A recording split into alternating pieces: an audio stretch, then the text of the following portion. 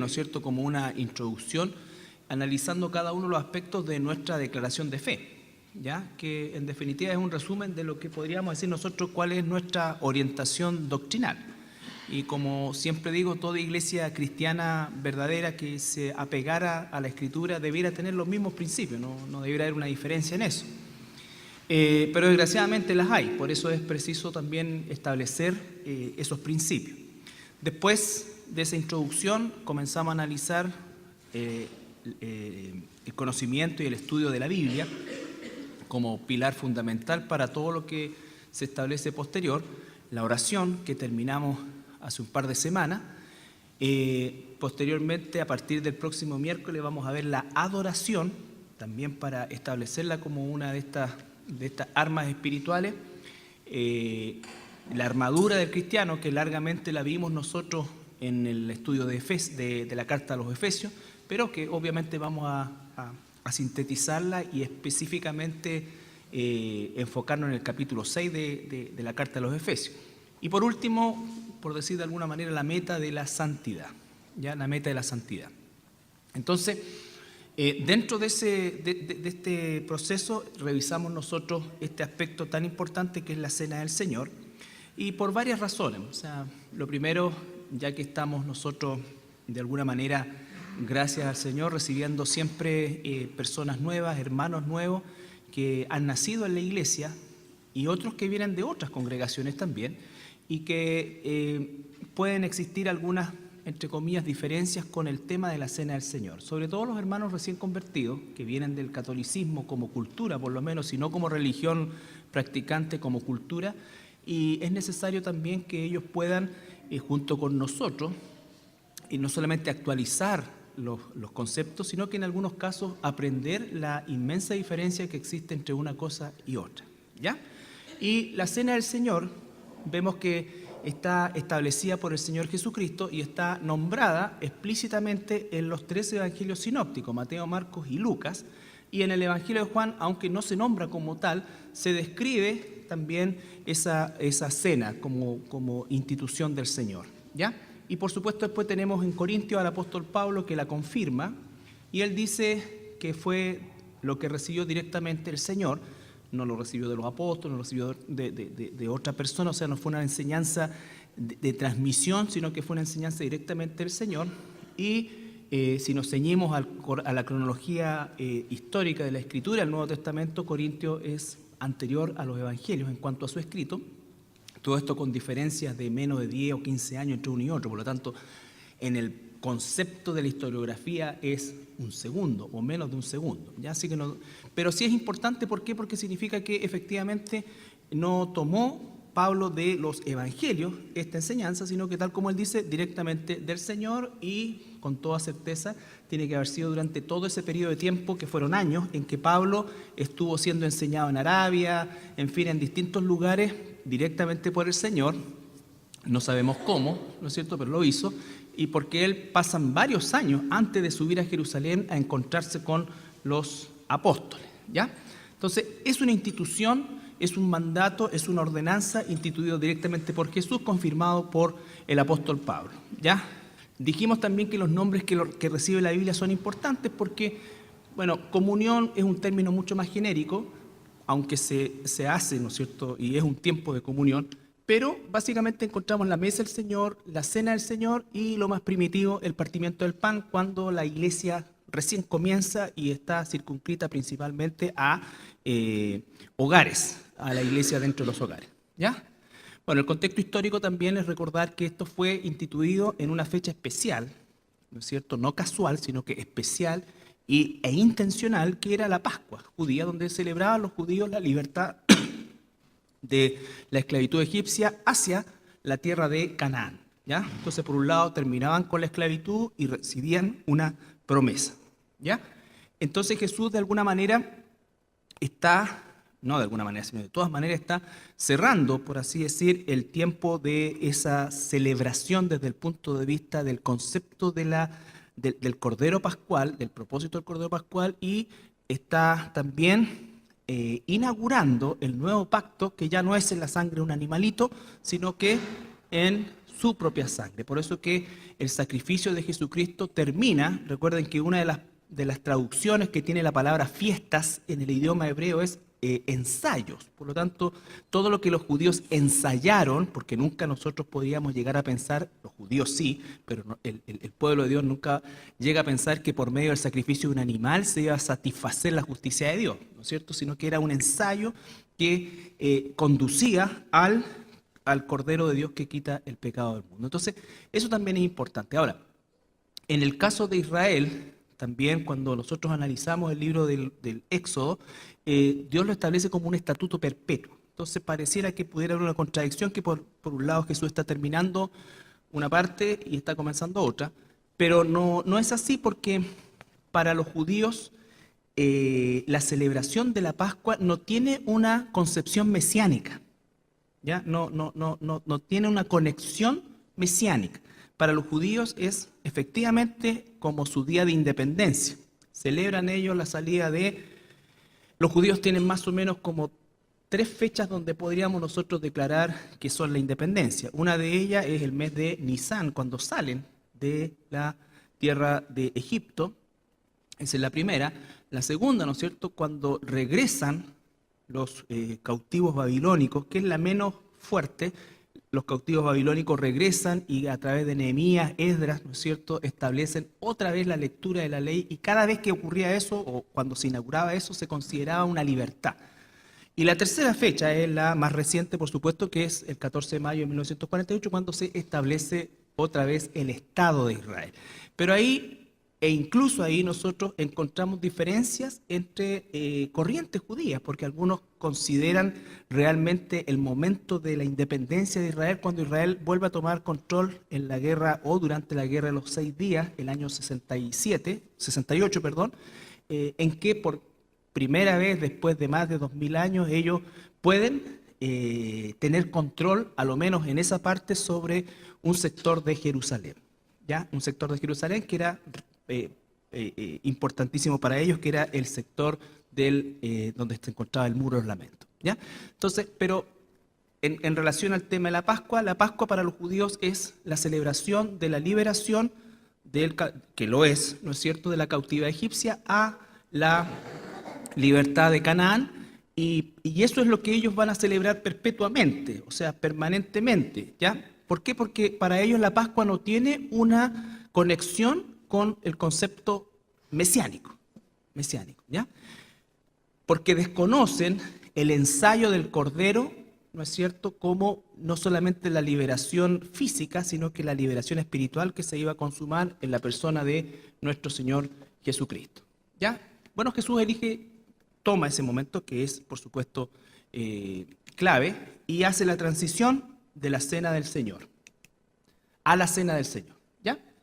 Y eso lo vimos, eso también es importante.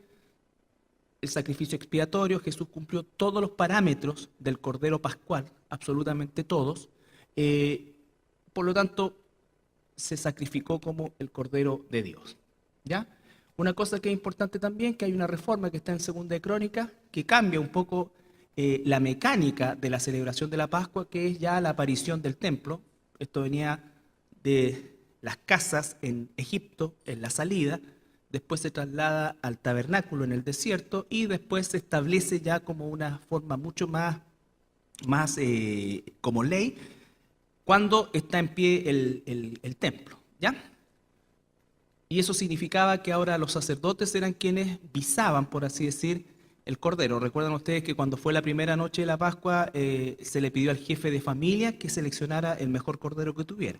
Pero ya en el tiempo del tabernáculo, los corderos eran seleccionados por los sacerdotes, ¿no es cierto? Pero eran los sacerdotes los que salían del tabernáculo, por el tamaño del tabernáculo, y se repartían en los distintos campamentos. Si ustedes se recuerdan, cuando vimos el tabernáculo, vimos también cómo estaban distribuidos en un orden bien específico. Las tribus Judá estaban en un lugar, las otras en otro, entonces se repartían según las tribus y los sacerdotes iban. Pero en la época ya del templo, las familias llevaban el animal a que fuera revisado y se le devolvía, ¿no es cierto?, el animal desangrado para que lo cocinaran después en su casa. ¿Bien? Ahora entonces, después de este contexto histórico, ¿qué es lo que nos corresponde a nosotros? Porque nosotros no estamos llamados a celebrar la Pascua, aunque por cultura, ¿no es cierto?, cada final de marzo o principio de abril lo hacemos. Ya vamos a explicar ese concepto, pero como iglesia cristiana, como pueblo de Dios, como iglesia cristiana, no estamos llamados a celebrar la Pascua. De hecho, la cena pascual, como la ley la manda, tiene una serie de significados para la nación de Israel, ¿no es cierto? Ellos, por ejemplo, tenían las hierbas amargas por el sufrimiento, todo eso.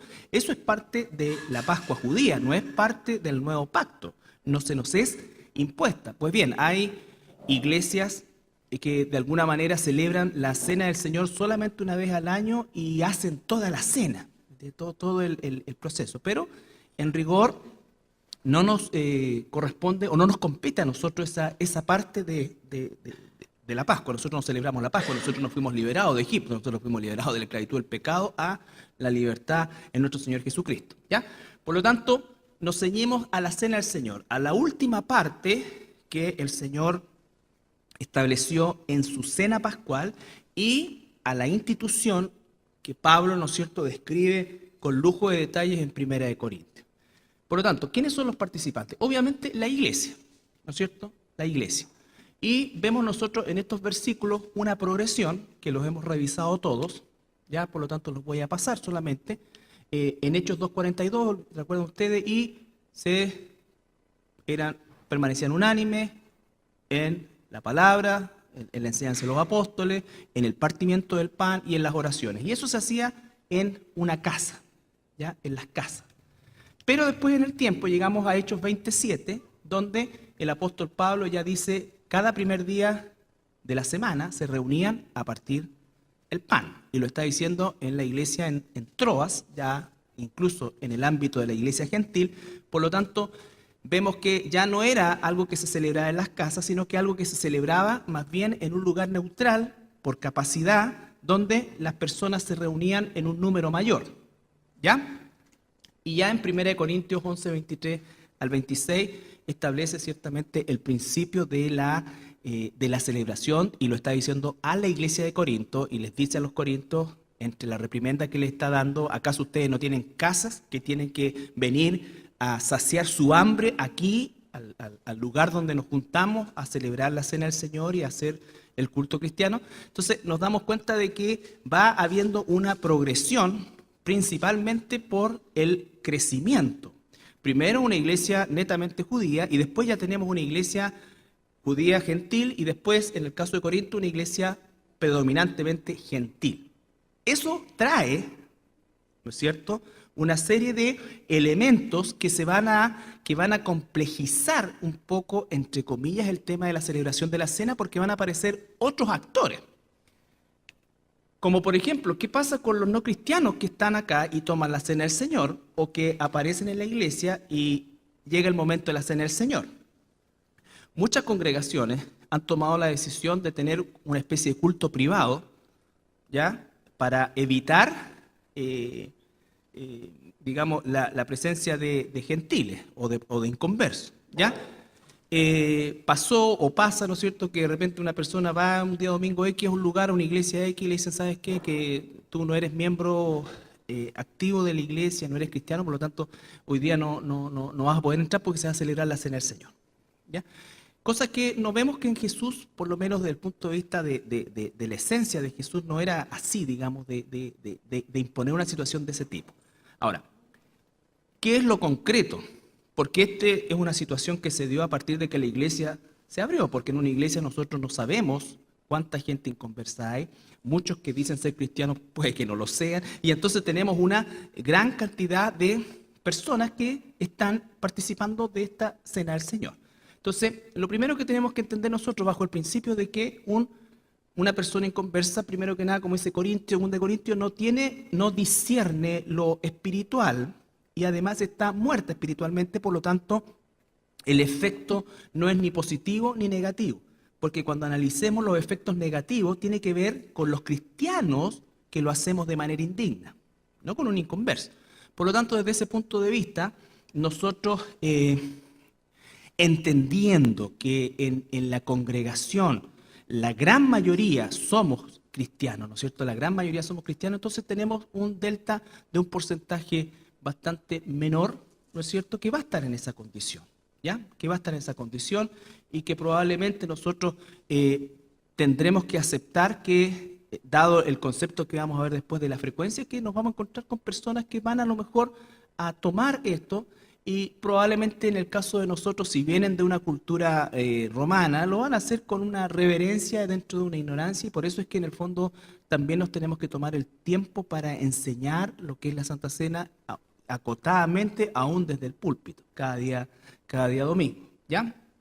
Pero eso es lo que básicamente no es una invitación abierta, pero tampoco es una exclusión abierta, como por ejemplo nuestras hermanitas menores, ¿no es cierto?, van y ellas pasan eso, ¿no es cierto? Habrá personas que lo tomen, otras que no lo tomen, ¿me entiendes? Pero el punto de la enseñanza que está en Corinto y que es la que estamos revisando, va directamente a nosotros como cristianos, a nosotros que sí discernimos las cosas, sí debemos saber lo que estamos haciendo y no hacerlo indignamente, ¿ya? Y no hacerlo indignamente. Entonces, y no se olviden que las dos cartas del apóstol Pablo a los Corintios son cartas sumamente correctivas, porque la iglesia de Corinto no era una iglesia para imitar, son cartas para justamente aprender lo que no se debe hacer, lo que no se debe hacer con los dones espirituales, lo que no se debe hacer en la cena del Señor, lo que no se debe hacer en los tratos interpersonales. Recuerdan que se tenían demandado entre hermanos, ¿no es cierto? Y Pablo dice, ¿cómo no haber alguien entre ustedes que medie en esto? ¿Cómo?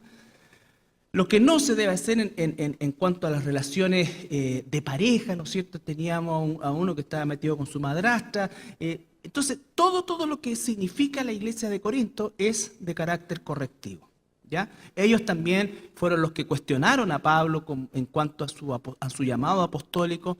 Ellos también, Pablo tuvo que prácticamente, y recuerden que el capítulo 13, que le llaman el capítulo del amor, está entre medio de los dos capítulos más conflictivos, que es los dones y la cena. Entonces, ¿por qué? Porque existía, ¿qué es lo que parte diciendo el apóstol Pablo? He sabido que entre ustedes hay contiendas, divisiones, pleitos. Entonces, no podemos tomar a la iglesia de Corinto como un ejemplo a hacer, sino que todo lo contrario, un ejemplo a no hacer, ¿ya? Ellos no estaban haciendo la Santa Cena como correspondía. Entonces, ahora, voy de lo menos complejo a lo más complejo. Los participantes de la iglesia vamos a tener un porcentaje de personas inconversas. Ahora como iglesia hemos tomado algunas medidas también. Antiguamente los implementos se colocaban delante y la gente venía, ¿no es cierto? Pero se producía una situación que era no deseable porque en definitiva se conversaba, se hablaba, se reía la gente. Entonces era como esperar tu fila en el McDonald's o cualquier otra cosa así. Entonces se perdía el sentido de lo que se estaba haciendo. Y eso también es importante porque una cosa que las mamás y los papás de niños pequeños deben cuidar es que los niños esto no es decir, ay, quiero esto, quiero la galletita, quiero esta cosa. No, ¿me entiendes? El sentido de lo que estamos haciendo, pues es tan importante el concepto de discernir, ¿ya? Hacerlo con orden, hacerlo con dignidad y darle la importancia que tiene a un momento muy corto dentro del servicio, pero sumamente también importante como lo estamos viendo. Ahora, dice la frecuencia. No encontramos nosotros argumentos para hacerlo una vez al mes, menos una vez al año. Los argumentos que encontramos son cada primer día de la semana, y este sí que lo vamos a leer, Hechos 27. El primer día de la semana, reunidos los discípulos para partir el pan, Pablo les enseñaba, habiendo de salir al día siguiente, y alargó el discurso hasta la medianoche. Ya. Estas sí que eran predicaciones largas. No sabemos a qué hora empezó, pero sabemos a la hora que terminó. Ya, o sea, tenía mucha urgencia de decirle muchas cosas y se iba al otro día. Esa fue una situación excepcional. Pero vemos que el primer día de la semana se juntaban a lo que todo culto cristiano debe tener, independiente del orden como lo haga. No hay en la Escritura una estructura del servicio o del culto, pero sí están los elementos. Dice claramente la palabra, la predicación, la cena del Señor, las oraciones, bueno, y en algunas partes aparece también el canto. Dice que cantaban y cosas, ¿ya? Entonces, toda iglesia cristiana debe consignar eso. No se habla de testimonio. De hecho, los corintios estaban completamente fuera de tiesto porque era un desorden en su servicio, que todos hablaban en lengua, todo esto, todos profetizaban, todo hacían, ¿me entiendes?, en un concepto de competencia, y nunca se ve así en el orden que los ejemplos de la iglesia nos muestra en la Escritura. Entonces, cada primer día de la semana, que a la razón es el día domingo, ¿no es cierto? Ahora, por el ordenamiento de nuestra semana, a diferencia de la semana judía, el primer día de la semana de ellos es el séptimo de nosotros, pero que equivale al día domingo, ¿ya? Equivale al día domingo, porque si nosotros quisiéramos hacer en el primer día de nuestra semana laboral, no podríamos porque sería el lunes. Entonces, pero el tema es que los apóstoles, desde que Jesús resucitó el primer día de la semana, diferenciaron después, y vemos en el transcurso de la iglesia, la importancia, por causa de la resurrección, la ofrenda se recogía cada primer día de la semana dentro de un orden de las iglesias ya constituidas como entidades o cuerpos numéricamente mucho más grandes. Y en el día en que Juan recibe la revelación del Apocalipsis, se le llama también el día del Señor, ¿ya? El día del Señor, el primer día de la semana, en fin. De ahí entonces existe esta, diríamos nosotros, no es una ordenanza, pero es un principio sacado de la misma Escritura, de la práctica de la iglesia primitiva.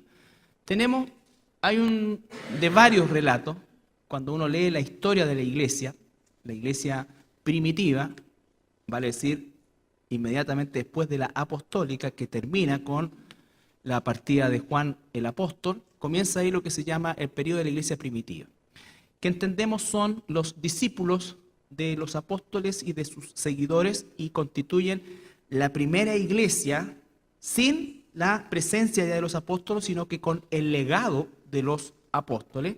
Y tenemos a Justino Mártir, que es del 220 y tanto, que dice: la celebración de la Cena del Señor es una parte esencial de la adoración a Dios cada domingo. Y él usa ya la nomenclatura romana, ¿ya? La nomenclatura romana. Pero es un dato de una situación históricamente muy, muy inmediata al término de la Iglesia Apostólica, que nos da una señal para nosotros hacerlo el día domingo.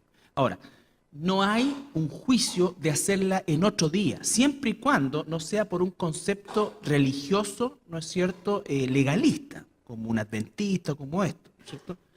Cuando la gente, años atrás, cuando nuestra iglesia comenzaba, y por mucho tiempo nosotros nos reuníamos el día sábado a las 7:30, ¿se acuerdan? Que en esa época era una complicación porque nuestros niños estaban chicos. Hoy día sería impecable, ya no hay cumpleaños, no hay ninguna cuestión al respecto, pero tenemos otras generaciones. Pero muchas veces la gente pensaba y decía: pero es que ustedes son sabatistas, y preguntaban si somos. Entonces, la respuesta era muy, muy fome, si se quiere. ¿Por qué? ¿Pero por qué se reúnen el sábado? Es muy sencillo, porque yo tengo que estar el lunes a las 8 en Santiago y viajo el domingo. Esa era toda la respuesta, no había ninguna concepción, pero la gente tiende a pensar, ¿no es cierto?, y hacer esto. Entonces nosotros tenemos que saber que no hay un juicio sobre hacerlo específicamente en otro día, sino que este es un orden donde la gran mayoría de las personas no trabaja en su actividad habitual ese día. En fin, entonces implica una serie de elementos prácticos, y a la vez también estamos siguiendo un principio que vemos en el Nuevo Testamento, ¿ya? Entonces, la frecuencia, cada primer día de la semana. Cada vez que estamos juntos como iglesia en el culto principal, celebramos también y compartimos la cena del Señor. Vimos la importancia del primer día de la semana, y hay muchos más versículos al respecto. Ahora, ¿cómo debemos participar de ella?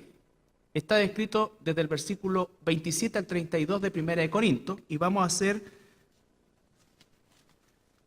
trasladarnos ahí, 1 de Corintios 11, primero 27,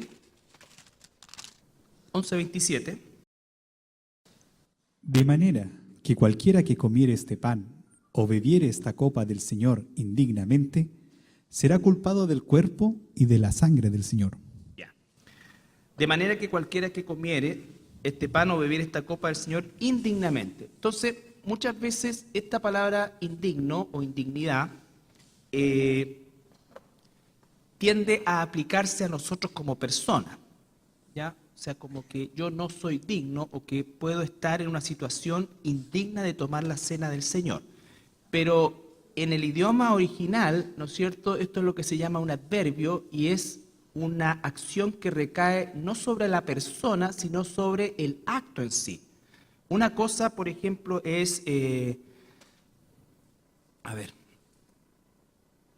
no ser digno de entrar a un lugar o de participar en algo, y otra cosa es participar indignamente. O sea, está hablando de la acción de tomar el pan y beber el vino. Y cuando leemos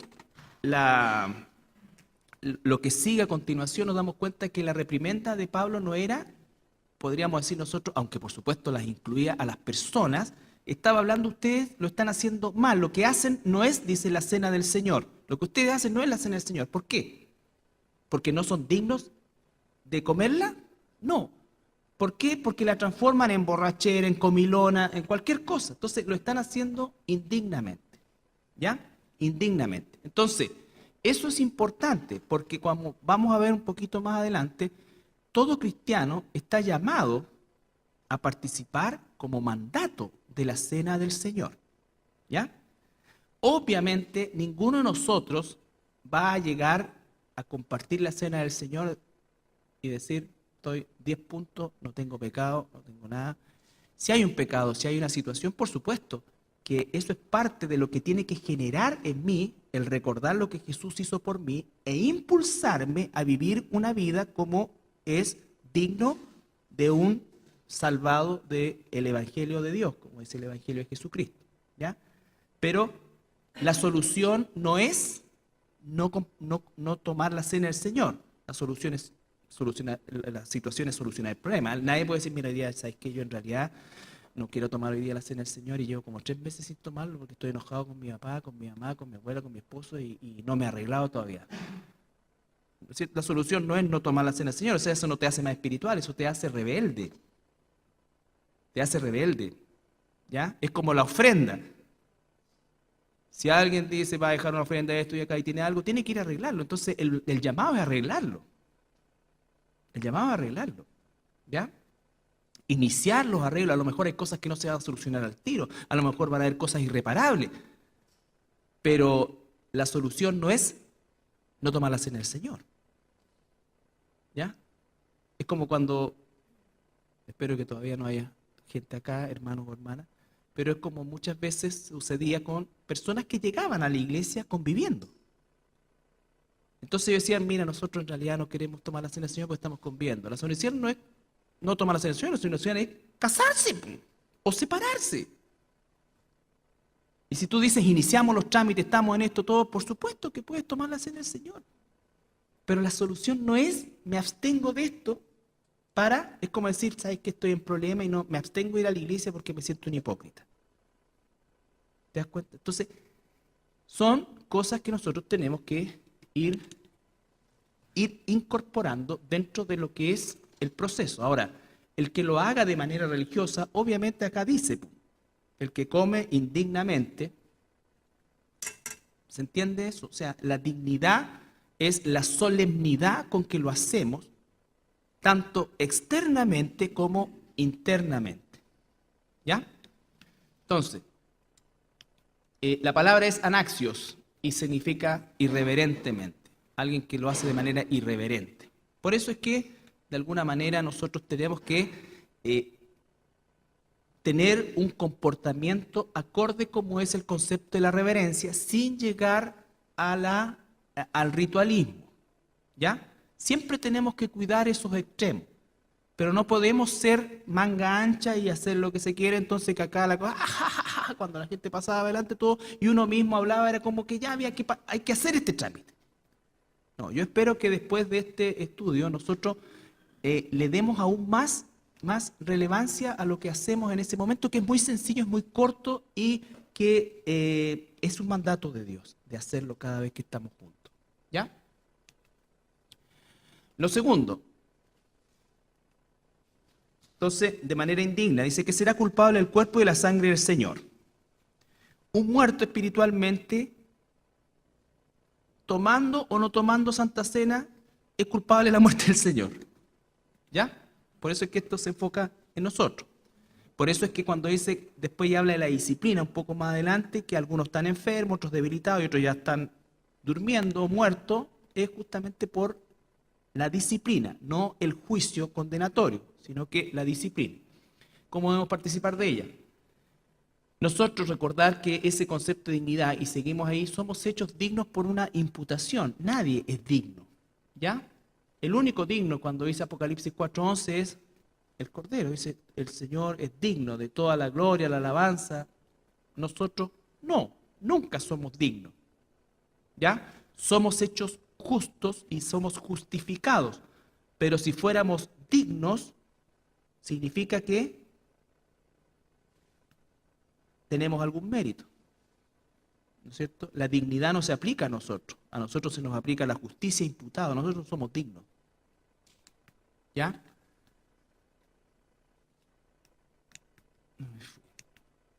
Entonces, algunos aspectos cuando se reconoce esta indignidad, por ejemplo, en la persona de Jesús que es Dios, Juan el Bautista, Mateo 3:11, ¿se acuerdan? No soy digno de desatar la correa de sus sandalias. No soy digno de desatar.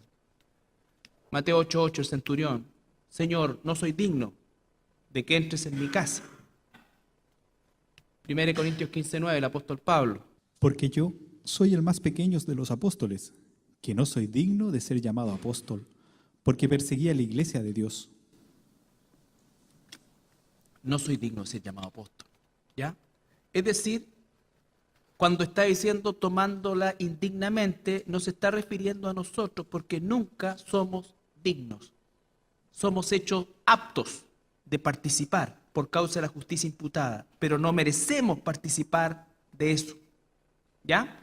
Si fuéramos dignos, significaría que nosotros somos o merecemos participar. ¿Ya? Entonces, 1 Corintios ahora, seguimos avanzando. Versículo 28, 11, 28, 29.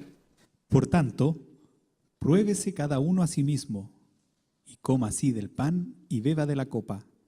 Porque el que come y bebe indignamente, sin discernir el cuerpo del Señor, juicio come y bebe para sí. Ya. Sin discernir, la palabra es diacrino, ¿no es cierto? Que significa discriminar, elegir, pero ahí en este caso es discriminar. ¿Qué estoy haciendo? ¿Ya? ¿Qué estoy haciendo? ¿Qué estoy recordando? ¿Qué significa esto? Tengo que saberlo, ¿ya? Tengo que saberlo. Si venimos de una cultura romana, normalmente las personas van a tender a asociar lo mismo que la misa, ¿ya? Si somos cristianos, que a lo mejor hemos crecido en un ambiente legalista, pensaríamos que probarnos a nosotros mismos tiene que ver con un examen de nuestros pecados, que hay que hacerlo, ¿me entiendes? Pero tampoco la cena del Señor es para confesar nuestros pecados, ¿no? Porque es para recordar lo que hizo por nosotros, que tiene que impulsarnos a confesar nuestros pecados y a ser transformados. Pero el acto en sí es un memorial de lo que Jesús hizo por nosotros. Por eso tengo que discernir qué es lo que se está haciendo. Discernir el cuerpo. ¿Y qué discernimos nosotros? 2 Corintios 5:21. ¿Qué hay que discernir? ¿Qué es lo que tenemos que recordar? Al que no conoció pecado, por nosotros lo hizo pecado, para que nosotros fuésemos hechos justicia de Dios en él. Al que no conoció pecado. Eso es lo que estoy yo recordando, que Jesús, que no conoció pecado, que vivió una vida perfecta, que vino voluntariamente, que se despojó a sí mismo, tomando forma de hombre y siendo hombre como siervo, y se humilló hasta lo sumo a muerte y muerte de cruz. ¿Por qué? para poder imputarme a mí, y como dice Sergito, pon tu nombre ahí, imputar a mí ahí, porque ya es una cosa personal, aunque es una celebración congregacional, cada uno de nosotros recuerda lo que Dios hizo por mí, oveja de su prado. Antes de la fundación del mundo, Él me escogió, Él me llamó, Él me limpió, Él me santifica y Él me glorificará.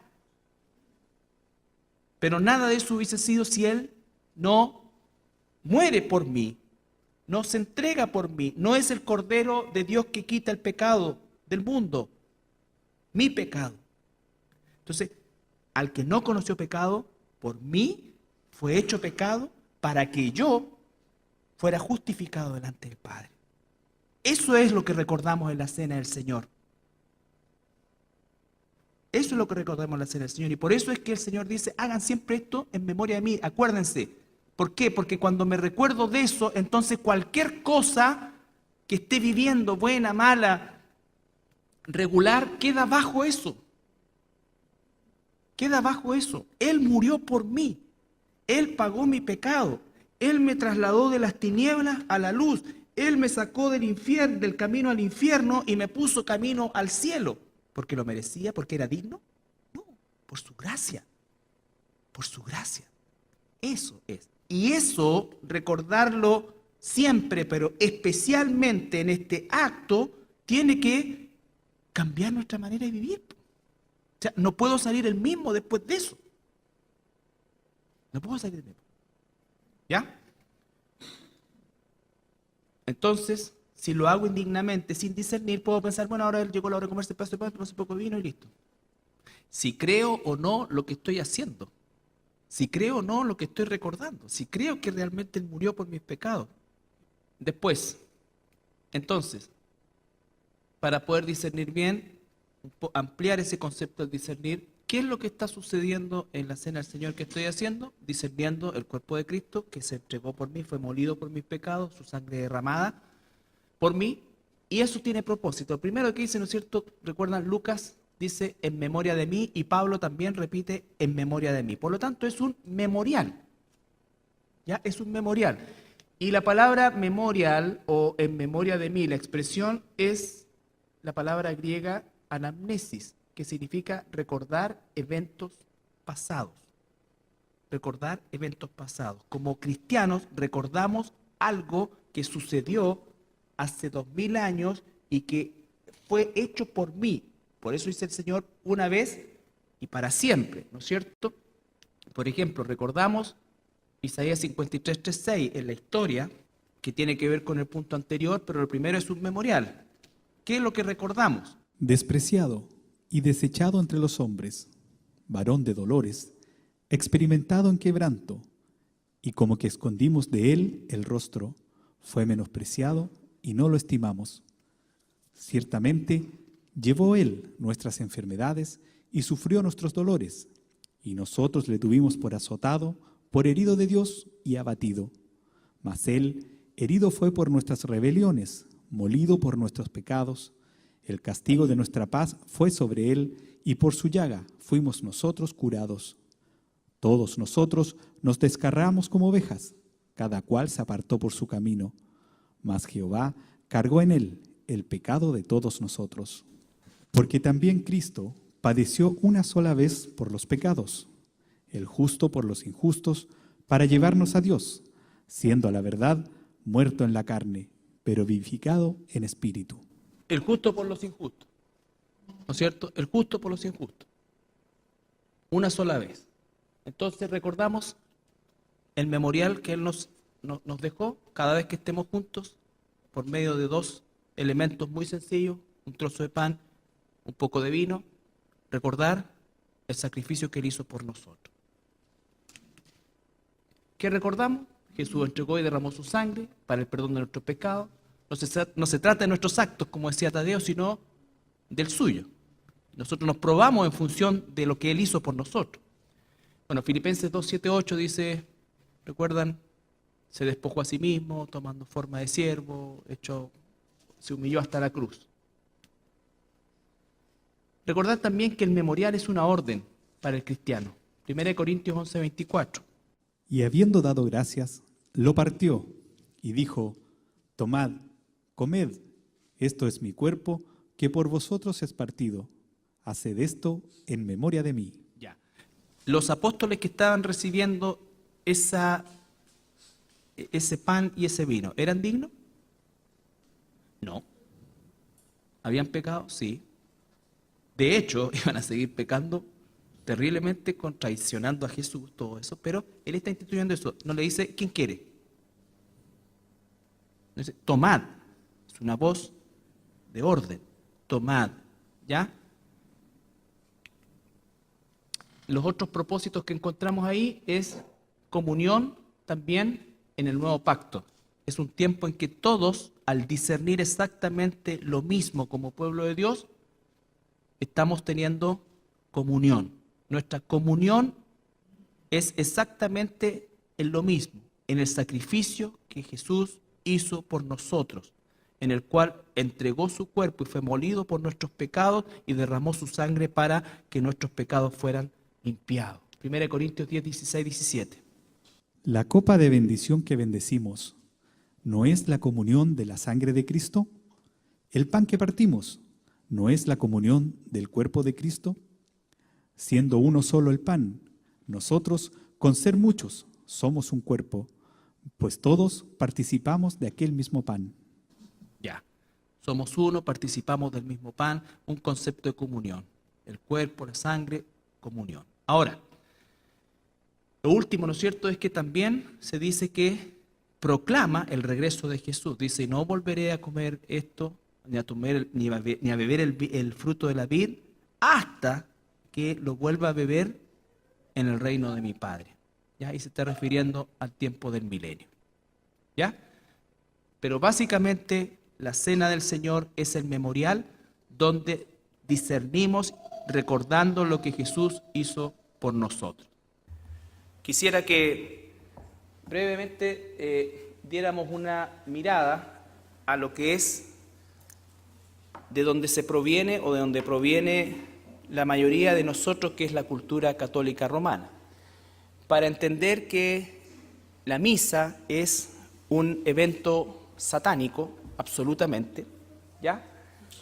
Y nuestra participación en estos eventos no debiera nunca jamás ser. Si por ignorancia lo hicimos antes, ok. Por eso es que muchos hermanos nuevos dicen: la misa. Tú y yo tenemos que corregirle, porque no solamente ignora lo que era la misa, sino que ignora también lo que es la cena del Señor.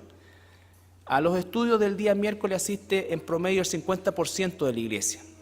Si nosotros ya como 50% de la iglesia comenzamos a generar amorosamente, ¿no es cierto?, este clima que debe haber en la cena del Señor, y además el poder ayudar a los hermanos nuevos o personas incluso que no sean cristianos y que puedan tener la confusión natural que existe con respecto a la cena del Señor. ¿Ya? Esto está tomado del sitio ACI Prensa, que es el sitio como de las relaciones públicas del Vaticano, donde están todas sus cosas lo más maquillado posible, ¿no es cierto? Y ahí tú puedes encontrar todo esto. Yo le saqué todas las otras cuestiones porque era mucho. Simplemente leer el primer párrafo que dice: el catolicismo afirma que el sacerdote tiene el poder, aunque Dios es el que hace el milagro. Y ahí empezamos con este típico lenguaje, ¿no es cierto?, es este uso perverso del lenguaje, donde se producen estas cosas difíciles de entender. Bueno, tiene el poder, pero Dios hace el milagro de transformar el pan y el vino de la Eucaristía sobre el altar en el cuerpo y la sangre, y ellos mismos subrayan, reales de Cristo, sustancialmente hablando. ¿Ya? Esto se basa en el hecho de que el catolicismo reclama ser la única iglesia verdadera, fuera de ella no hay salvación. ¿Y por qué? Porque es la única que posee la plenitud total de los medios para alcanzarla. Bueno, y sigue todo un desglose de babosadas que es realmente difícil de poder digerir o entender, pero lo que me interesa es que nosotros nos centremos. Son las citas, es una nomenclatura que está en el canon de ellos. Claro, lo que pasa es que el canon ha sufrido ciertas reformas en el tiempo, porque esto se hizo en el Concilio de Trento en el 1500 y algo, ¿ya? Y era realmente crudo. Era realmente crudo. Pero ¿qué dice el catecismo? En ese tiempo del Concilio de Trento no existía el catecismo. Ahora esto lo traspasaron al catecismo. El Santísimo Sacramento de la Eucaristía, en el Santísimo Sacramento, por eso es que nunca nosotros hablamos de sacramento, porque el sacramento es un juramento romano de la Eucaristía, están contenidos verdadera, real y sustancialmente el cuerpo y la sangre junto con el alma y la divinidad de nuestro Señor Jesucristo, y por consiguiente Cristo entero. Concilio de Trento 1651. Esta presencia se denomina real no a título exclusivo, como señor, sino porque es sustancial, y por ella Cristo, Dios y hombre se hace totalmente presente. ¿Ya? Y citan esta palabra que es la transubstanciación, bueno, y hacen alusión también a un pasaje bíblico donde Jesús dice: el que no come mi carne, ya, este es mi cuerpo, el que no come mi carne, el que no bebe mi sangre. Y Jesús está diciendo: este es mi cuerpo, mostrando el pan, ¿ya? Pero también Jesús dijo: yo soy la puerta, ¿no es cierto? Y no me imagino que el Señor tiene la espalda bisagra. Dijo: yo soy el camino, no tiene una huella, soy la vid. El Señor dijo: el reino de los cielos es como tal cosa, y no significa que el reino del cielo es eso. Si tu ojo derecho es ocasión de caer, sácalo, estaríamos todos ciegos. Si tu mano fuera ocasión de caer, córtala, tenemos todos mancos. Entonces, no hay, el sentido es totalmente torcido, nunca ha sido eso. Por lo demás, vamos a terminar con Hebreo, pero quiero que esta es la enseñanza romana. Si ustedes se dan cuenta, no hay ahí ninguna, en la enseñanza propiamente tal, no hay ninguna escritura. Bueno, y sigue, y habla, ¿no es cierto? Mira, de modo que la fracción del pan no divide a Cristo, y pero no lo lean, ya lo hice yo, no tienen para qué vomitar. Basta con que uno vomite. Esto me interesa así. Estos son, diríamos, los anexos, que eran mucho más grandes y los separaron, cosa que no hubiera espacio mucho para ganas de leerlo, pero el canon 1 dice: si alguno negare que el Santísimo Sacramento de la Eucaristía se contiene verdaderamente en el cuerpo y la sangre juntamente con el alma y la divinidad de nuestro Señor Jesucristo, y por consecuente todo Cristo, sino que por el contrario dijere que solamente en Él como está en Él como en señal o figura o virtualmente, sea anatema, maldito. ¿Ya? Si alguno dijere que el sacramento de la Eucaristía queda sustancia, maldito. Si alguno negare que el venerable sacramento de la Eucaristía se contiene todo Cristo, cada una de las especies, divididas estas en una especie, en la partícula cualquiera de las dos especies, sea maldito. O sea, tiene que creer esa cosa para no ser catalogado como maldito por parte de la Iglesia romana. ¿Ya? Solamente a título de recordatorio, esto lo pueden buscar, está todavía, ¿ya? Pero el tema es que, por eso es que la cena del Señor no tiene nada que ver con esto. Por eso cuando tú participas de una misa, tú participas de esto. Hay señoras que no dejan a sus hijos ir a el concierto de Iron Maiden, pero lo dejan hacer la primera comunión, ¿ya? Entonces, esto es satánico. Aquí están sacrificando otra vez a Cristo y se abrogan el poder de hacerlo. Entonces, en Hebreos 9, versículo 23 al 28, terminamos con este pasaje. Fue pues necesario que las figuras de las cosas celestiales fuesen purificadas así, pero las cosas celestiales mismas con mejores sacrificios que estos, porque no entró Cristo en el santuario hecho de mano, figura del verdadero, sino en el cielo mismo, para presentarse ahora por nosotros ante Dios, y no para ofrecerse muchas veces, como entra el sumo sacerdote en el lugar santísimo cada año con sangre ajena. De otra manera, le hubiera sido necesario padecer muchas veces desde el principio del mundo, pero ahora en la consumación de los siglos se presentó una vez para siempre por el sacrificio de sí mismo para quitar de en medio el pecado, y de la manera que está establecido para los hombres que mueran una sola vez, y después de esto el juicio. Así también Cristo fue ofrecido una sola vez para llevar los pecados de muchos y aparecerá por segunda vez sin relación con el pecado para salvar a los que le esperan. Amén. Entonces, vemos que la Cena del Señor es un memorial, no tiene nada que ver con esto, ¿ya? Por lo tanto, como memorial, la palabra tal lo dice, anamnesis, es recordar lo que Cristo ya hizo, no lo que está haciendo, no lo estamos sacrificando. Por eso es que dice el Concilio de Trento que el cura tiene el poder de bajar a Dios del cielo, a Jesús, transformarlo, transformar su sustancia en la hostia, y el vino de la copa transformarlo en la sangre. Y cualquier católico romano que crea que eso es solamente una figura o una representación es declarado por el mismo catolicismo romano como maldito, ¿ya? Entonces, para que nosotros tengamos esa claridad y la Cena del Señor como memorial, lo que debemos hacerlo es hacerlo con reverencia, discerniendo bien lo que estamos haciendo. Estamos recordando lo que Jesús hizo por nosotros una vez y para siempre, ¿no es cierto? Y eso tiene que impulsarnos a vivir una vida de santidad en el Señor por causa de lo que Él hizo. Eso es el recordatorio. Y también el tema de la frecuencia y todo lo que hemos visto tiene el fundamento de la Escritura, ¿ya? La ordenanza es celebrarlo. La frecuencia, encontramos nosotros principios en el desarrollo de la iglesia primitiva, de la iglesia apostólica primero y después la iglesia primitiva, de que se hacía el primer día de la semana. No creo que sea sano hacerlo una vez al mes, creo que es insano definitivamente hacerlo una vez al año, ¿ya? Y por lo tanto nos ceñimos a los lineamientos que por lo menos encontramos en la Escritura y otra, ¿ya?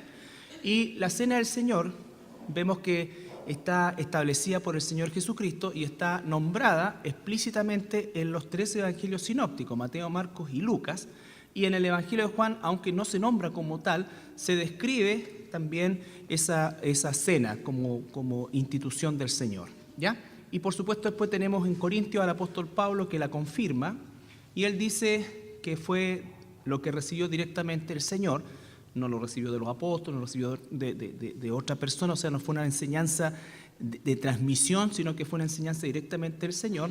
Y si nos ceñimos a la cronología histórica de la Escritura, el Nuevo Testamento, Corintios es anterior a los Evangelios en cuanto a su escrito, todo esto con diferencias de menos de 10 o 15 años entre uno y otro, por lo tanto, en el concepto de la historiografía es un segundo o menos de un segundo, ¿ya? Así que no, pero sí es importante, ¿por qué? Porque significa que efectivamente no tomó Pablo de los evangelios esta enseñanza, sino que tal como él dice, directamente del Señor, y con toda certeza tiene que haber sido durante todo ese periodo de tiempo, que fueron años, en que Pablo estuvo siendo enseñado en Arabia, en fin, en distintos lugares, directamente por el Señor. No sabemos cómo, ¿no es cierto?, pero lo hizo, inaugurando el nuevo pacto, que ya no es en la sangre de un animalito, sino que en su propia sangre. Por eso que el sacrificio de Jesucristo termina, recuerden que una de las traducciones que tiene la palabra fiestas en el idioma hebreo es ensayos. Por lo tanto, todo lo que los judíos ensayaron, porque nunca nosotros podríamos llegar a pensar, los judíos sí, pero no, el pueblo de Dios nunca llega a pensar que por medio del sacrificio de un animal se iba a satisfacer la justicia de Dios, ¿no es cierto? Sino que era un ensayo que conducía al Cordero de Dios que quita el pecado del mundo. Entonces, eso también es importante. Ahora, en el caso de Israel, también cuando nosotros analizamos el libro del Éxodo, Dios lo establece como un estatuto perpetuo. Entonces pareciera que pudiera haber una contradicción, que por un lado Jesús está terminando una parte y está comenzando otra, pero no es así, porque para los judíos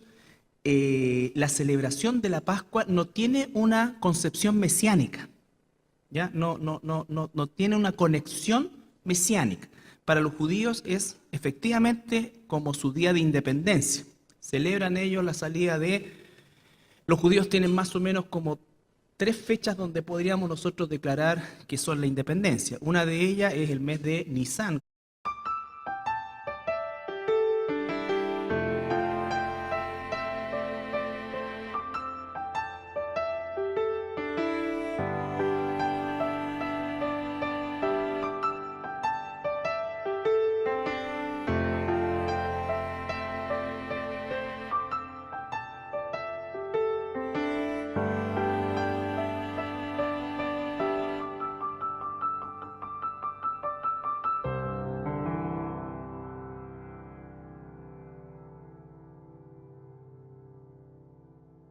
¿no es cierto?, como una introducción, analizando cada uno de los aspectos de nuestra declaración de fe, ¿ya? Que en definitiva es un resumen de lo que podríamos decir nosotros cuál es nuestra orientación doctrinal. Y como siempre digo, toda iglesia cristiana verdadera que se apegara a la Escritura debiera tener los mismos principios, no debiera haber una diferencia en eso. Pero desgraciadamente las hay, por eso es preciso también establecer esos principios. Después de esa introducción comenzamos a analizar el conocimiento y el estudio de la Biblia como pilar fundamental para todo lo que se establece posterior, la oración que terminamos hace un par de semanas, y porque él pasan varios años antes de subir a Jerusalén a encontrarse con los apóstoles, ¿ya? Entonces, es una institución, es un mandato, es una ordenanza instituido directamente por Jesús, confirmado por el apóstol Pablo, ¿ya? Dijimos también que los nombres que recibe la Biblia son importantes porque, bueno, comunión es un término mucho más genérico, aunque se hace, ¿no es cierto?, y es un tiempo de comunión, pero básicamente encontramos la mesa del Señor, la cena del Señor y lo más primitivo, el partimiento del pan, cuando la iglesia recién comienza y está circunscrita principalmente a hogares, a la iglesia dentro de los hogares, ¿ya? Bueno, el contexto histórico también es recordar que esto fue instituido en una fecha especial, ¿no es cierto?, no casual, sino que especial e intencional, que era la Pascua judía, donde celebraban los judíos la libertad de la esclavitud egipcia hacia la tierra de Canaán, ¿ya? Entonces, por un lado, terminaban con la esclavitud y recibían una promesa, ¿ya? Entonces Jesús de alguna manera está, no de alguna manera, sino de todas maneras está cerrando, por así decir, el tiempo de esa celebración desde el punto de vista del concepto del Cordero Pascual, del propósito del Cordero Pascual, y está también, posteriormente, a partir del próximo miércoles, vamos a ver la adoración, también para establecerla como una de estas armas espirituales, la armadura del cristiano, que largamente la vimos nosotros en el estudio de la carta a los Efesios, pero que obviamente vamos a sintetizarla y específicamente enfocarnos en el capítulo 6 de la carta a los Efesios. Y por último, por decir de alguna manera, la meta de la santidad, ¿ya? La meta de la santidad. Entonces, dentro de este proceso revisamos nosotros este aspecto tan importante que es la cena del Señor, y por varias razones. O sea, lo primero, ya que estamos nosotros de alguna manera, gracias al Señor, recibiendo siempre personas nuevas, hermanos nuevos que han nacido en la iglesia y otros que vienen de otras congregaciones también, y que pueden existir algunas, entre comillas, diferencias con el tema de la cena del Señor. Sobre todo los hermanos recién convertidos, que vienen del catolicismo como cultura, por lo menos, y no como religión practicante, como cultura, y es necesario también que ellos puedan, junto con nosotros, y no solamente actualizar los conceptos, sino que en algunos casos aprender la inmensa diferencia que existe entre una cosa y